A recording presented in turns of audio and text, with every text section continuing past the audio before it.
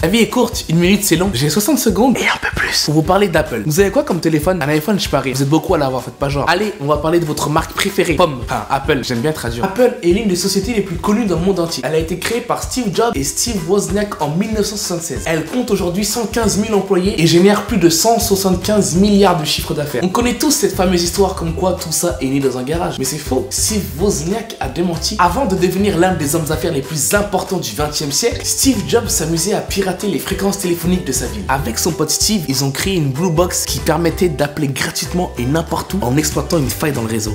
Des vrais thugs les mecs. En 1974, Steve Jobs est embauché chez Atari. Son patron l'adorait, mais ses collègues non, parce qu'il trouvait qu'il sentait pas bon. On peut être un grand génie, mais ne pas se laver. C'est pendant sa phase végétalienne qu'il décide d'appeler sa boîte Apple. S'ils ont choisi un logo où une pomme est croquée, c'était pour éviter toute confusion avec une cerise. Eh Steve, on n'est pas débile, hein. On confond pas les pommes et les cerises. Déjà, ça n'a même pas le même goût.